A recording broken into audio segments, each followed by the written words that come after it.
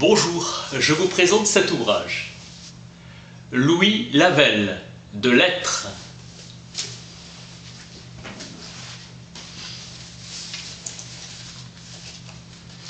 Introduction à la dialectique de l'éternel présent.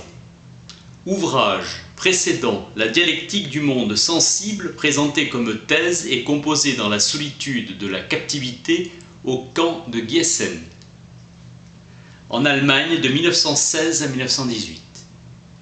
Texte attaché à la considération de l'immédiation entre le moi et l'être, pouvoir que j'ai de dire moi.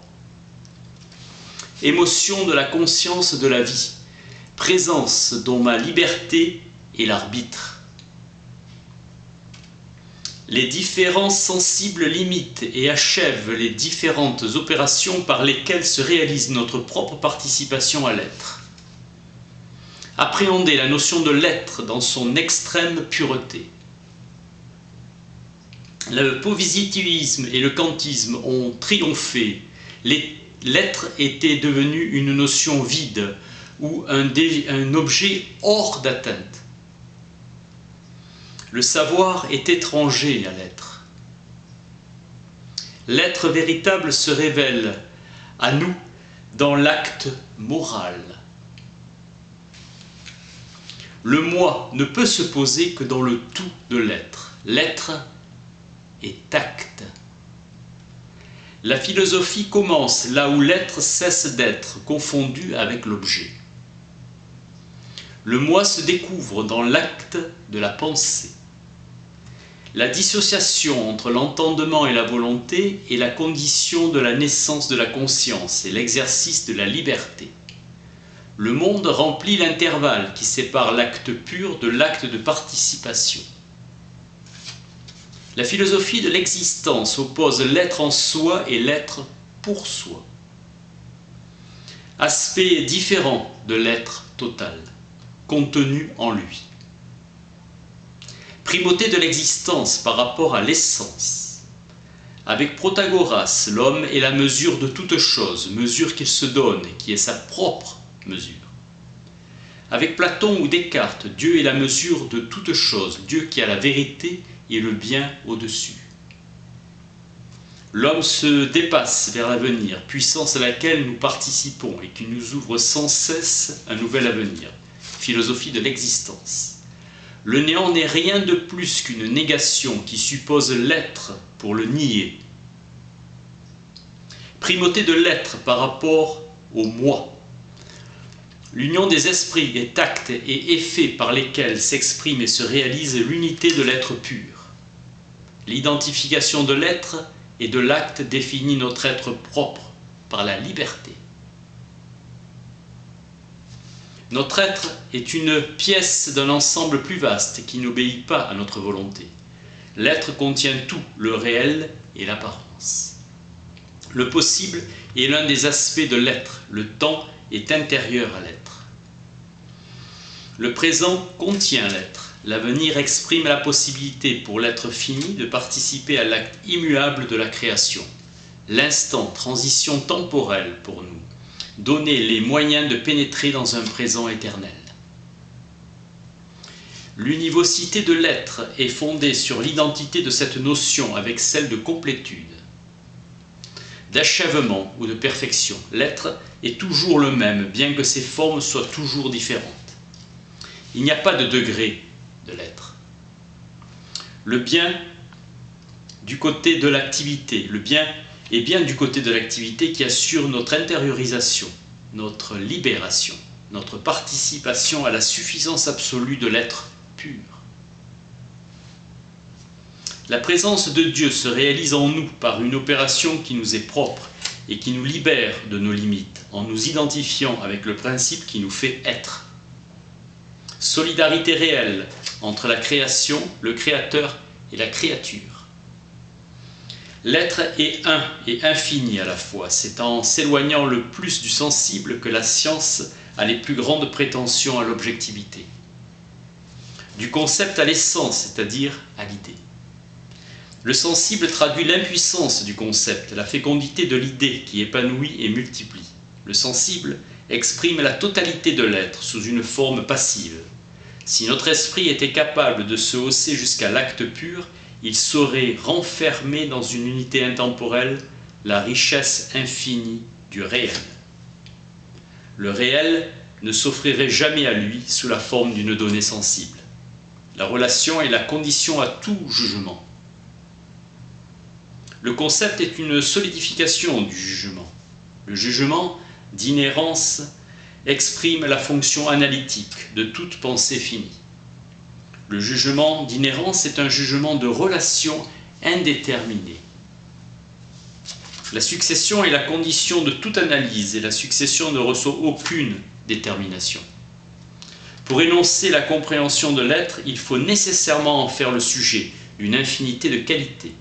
La copule du jugement d'inhérence n'exprime qu'une limitation du jugement universel, l'être est, par lequel se découvre la puissance absolue de l'affirmation. Ce que cherche l'intelligence, c'est l'être. C'est en lui qu'elle puise, c'est vers lui qu'elle tend. Le tout n'est pas la somme des parties, mais le principe idéologique qui les fonde et qui permet à une analyse toujours inachevée de les engendrer indéfiniment. L'existence appartient au tout. La connaissance poursuit à travers le jeu infini des relations la possession du même être qui l'actualise, elle-même par sa présence totale en chaque point. La conscience est médiatrice en chaque point entre l'existence actuelle du tout et l'existence phénoménale de la partie. L'argument « je pense, donc je suis » inscrit la pensée dans l'être, et non pas l'être dans la pensée. Le moi s'inscrit dans l'être par la pensée. La pensée est médiatrice entre le moi et l'être, et elle permet au moi d'envelopper le tout.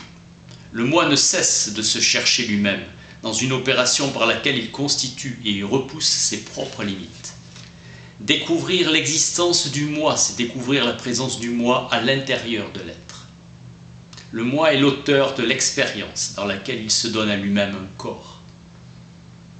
Le moi opère une dissociation entre l'acte de la pensée et l'objet de la pensée, qu'il cherche à faire coïncider mais qui se dépassent l'un l'autre indéfiniment.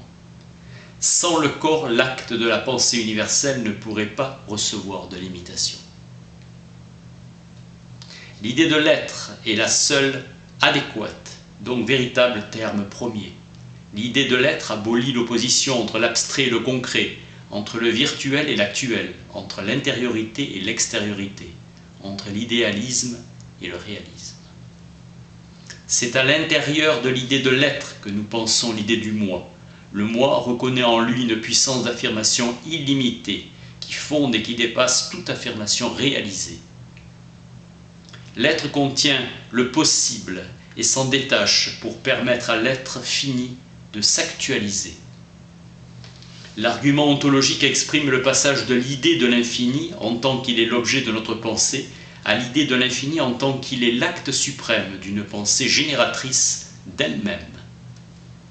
Puisque l'être c'est le tout et que le tout ne peut être qu'une idée, le connaître c'est l'être même en tant qu'il s'analyse. Le moi découvre l'être en découvrant sa propre présence à l'être. Notre vie ne sort jamais de l'être, ni par conséquent du présent. Le présent ne se confond pas avec l'instant, il comprend en lui le passé et l'avenir sous la forme d'idées présentes. La présence n'est pas conférée à l'être par le moi, mais en moi par l'être. La présence est une réalité plénière. L'espace et le temps sont les deux véhicules de l'absence. Présence et absence sont deux contraires qui s'appellent. Le temps est le lieu même où se déploie toute subjectivité. L'absence est toujours subjective et corrélative de la constitution de notre conscience dans le temps. La présence est un caractère inséparable de l'être. Le temps nous affranchit par le mouvement de la servitude du lieu. La mort crée une absence corporelle. Le temps est nécessaire à la transformation de notre être possible en un être accompli qui coïncide dans l'éternité. L'être est univoque partout où il se présente. Il est présent tout entier. L'acte, c'est l'être considéré dans son intériorité, dans son en soi, en tant qu'il se donne l'être à lui-même. L'être ne peut être qu'intérieur à lui-même.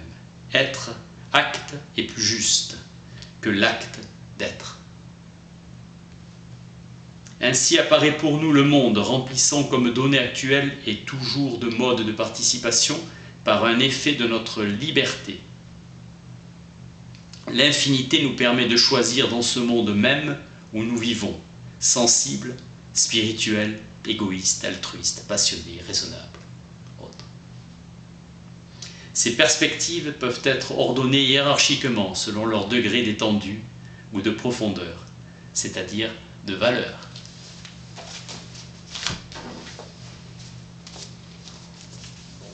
Louis Lavelle, de l'être. Merci.